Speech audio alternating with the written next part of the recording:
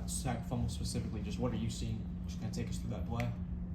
We had a blitz called, and I thought the tackle was going to fan out to me, but he didn't. I had a free shot at the quarterback. Really and truly, I thought the quarterback threw the ball. Because if you watch the play, I looked to see where he threw it first, and then I see the ball on the ground. I'm like, okay.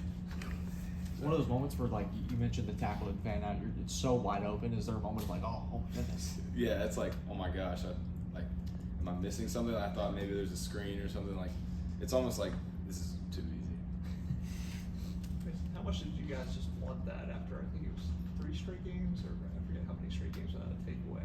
Yeah, I mean, it was definitely really good to get, and we were really trying not to press for it, because when you start pressing for it, you start trying to do too much, and then you get out of position. So, I mean, the message all week was emphasizing certain things that would help us get a takeaway, but at the same time, just keep playing hard, and takeaways will come to us. I guess, how do you emphasize that? Like, what types of things do you do? I mean, biggest thing is effort. Running to the ball, that's always going to be good. But specifically when you're in the pocket, when the quarterback's in the pocket, raking at the ball, getting your hands up, tip balls or big balls, all that stuff. Just these last 2 weeks, defense started to play a little bit more cohesive. Just what has that been for this road trip to find that success and find that consistency? It's been good. It's really encouraging to see everybody just come together and just play as one unit. It's been really exciting to play. Me and Wade, and everybody in the back seven playing together. It's been fun.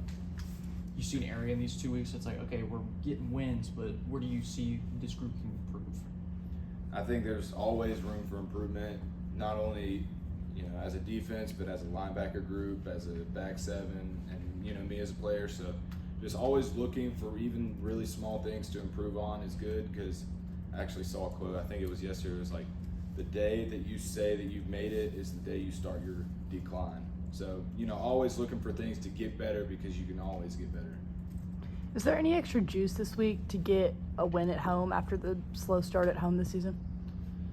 I wouldn't say any extra juice. It's a little fuel to the fire. I think that it's a big game, but at the same time, it's our next game, so you don't want to make the game too much and, more than it actually is. But, yeah, I think you can add a little fuel to the fire. Do you think that getting away from home, playing a couple games on the road, helped in terms of just relieving some pressure with having home? I think I like going on the road. I like going into another person's stadium and beating them. I just think it's a really fun thing to do. But yeah, I would say it relieved a little bit of pressure, but at the same time, it's fun to go out. And I've never been to North Carolina. That was a really cool stadium to play in, and that's the furthest north I've ever been. So it's cool to go up there and play in a stadium like that. What does it mean to you guys? I mean, you look back and see that I think it's 4 straight Power 4 opponents you've lost to at home. Does that kind of, I guess, is there a meaning to wanting to protect your own home and the fact that you haven't? I guess that's something you want to run. Yeah, definitely. I mean, we want to, put the death back in the valley. That's what Coach Sweeney said. But it starts with us. We have to, instill that mindset into our brains. So like, hey, we don't lose at home, and it starts this weekend. So. Sammy, can you kind of talk about the Peaky Blinders inspired outfits that you guys wore up to Boston, where that idea kind of came from? I can't remember who came up with it. It was either Tyler Venables or Ronan, and then everybody was like, "Yeah, we got to do that." It was funny. I really liked it. I think Ronan said he was sweating the whole time. Oh yeah, I did not have an overcoat on because I knew that it was gonna be really hot, and I tried to tell him like, "It's gonna be hot. You're gonna be sweating." And they don't listen to me, I guess. We've asked a few players about Tom Allen being on the sideline.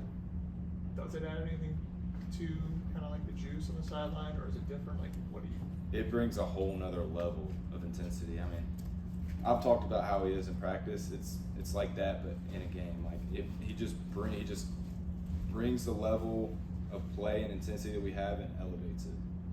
Would you say it's easier for him to kind of communicate his message on adjustments and stuff when he's just right there for you?